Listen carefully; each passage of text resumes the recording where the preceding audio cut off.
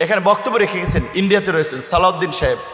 যদি কিছুদিন আগে আমাদের খুব পরিচিত লোকজন এখন এতটা বিভ্রান্ত হচ্ছে আর বিভ্রান্ত ছড়াচ্ছে, যার কারণে আসলে কে কি বলতেছে বুঝাতে চায়, এটি নিয়ে আমরা মোটামুটি অনেকে কনফিউজ হয়ে যাই। কারণ সালাউদ্দিন সাহেবকে বলেছে সে ইন্ডিয়াতে নাকি আপনার খুব রাজকীয় একটা জীবনযাপন করেছে, গুমনা, তিনি খুব ভালোভাবে ছিলেন, এটা বোঝাতে চেয়েছেন। তিনি রয়ের এজেন্ট, এটা প্রমাণ করতে চেয়েছেন একজনে।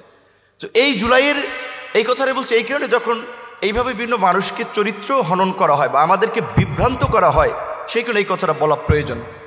আমি নাম বলবো না। এই জুলাইয়ের এখানকার অনেক বিএনপির সিনিয়র নেতাদের সাথে যখন আলাপ করলাম যে এইটা হচ্ছে একটা আন্দোলন, যে আন্দোলনে ছাত্র থেকে গোটা তরুণরা ঐক্যবদ্ধ হবে, আন্দোলনে নামবে। কাজী এই আন্দোলনকে যদি তরুণদেরকে ফ্যাসিবাদের পতনের আন্দোলন উদ্বুদ্ধ করা যায়, সেটা একটা গতি পেতে পারে এবং সেক্ষেত্রে রাজনৈতিক সব দলগুলোর একটা সমর্থন সহযোগিতা লাগবে।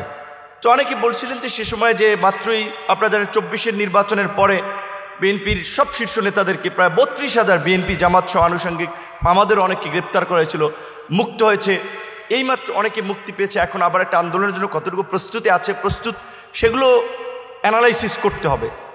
যে কোনো কারণে আন্দোলনের মধ্যেই নির্বাচনের এই 24-এর যে অক্টোবর পরবর্তী আন্দোলনে সালাউদ্দিন ভাই দেশের বাইরে থাকলেও আমাদের সাথে আই থিঙ্ক হেফাজতের অনেক নেতা বা রাজনৈতিক অঙ্গনে এখানকার খসরু ভাই সহ সিনিয়র নেতারা অনেকে গ্রেপ্তার হয়, উনি একটা কমিউনিকেশন করেছিলেন।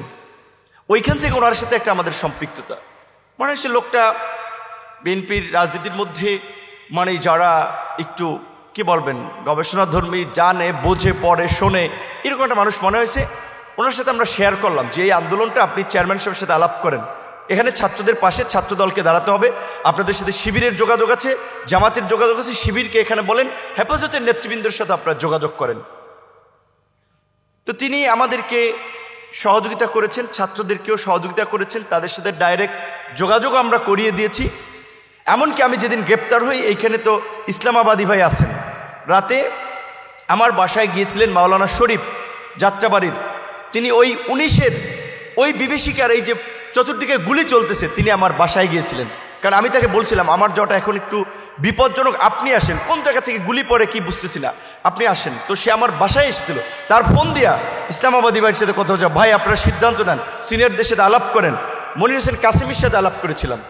ওই একই দিনে হয়তো আমি গ্রেপ্তার হব, এটা আমার মনে কামড় দিয়েছিল, যে কারণে আমি তারপর ইসলামী আন্দোলনের প্রেসিডিয়াম সদস্য আশরাফ আলী আকনের সাথে আলাপ করেছিলাম, বিএনপির খসরু সাহেবের সাথে আলাপ করেছিলাম, মহাসচিবের সাথে আলাপ করেছিলাম, যে এই রকমের বর্বরতার পরেও যদি আমরা একটা ইউনাইটেড রেজিস্ট্যান্স গড়ে তুলতে না পারি, তাহলে আমাদেরকে ফুটবলের মতো কিন্তু পরবর্তীতে সবাইকে শ্যুট করবে, কাউকে দাঁড়াইতে দেবেন, এটা বলছিলাম। তো সেইখানে সালাউদ্দিন সাহেব একটা পজিটিভ রোল আমরা আশা করেছিলাম। এখন আমাদের সোশ্যাল মিডিয়ার অ্যাক্টিভিস্ট দুজন দেশের বাইরে থাকেন, দেশে থাকেন, তারা সবাইকে কেউ রয়ের দালাল বানিয়ে দিচ্ছেন, ভারতের দালাল বানিয়ে দিচ্ছেন। এই গণ অভ্যুত্থানে যারা আমরা এখন দেশে আছে, আন্দোলন সংগ্রামের সবাই তো অংশীদার, আমরা নিজেরা বুঝে না বুঝে অনেক ধরনের বিভ্রান্তি ছড়াচ্ছি। তো এই কারণে যেটা আমি বলবো, মাহমুদ ভাই যে কথাটি বলছিলেন যে এই জুলাইয়ের পাটাতন অবশ্যই এই শাপলা চত্বর ছিল, এখান থেকে প্রেরণা নিয়েছে।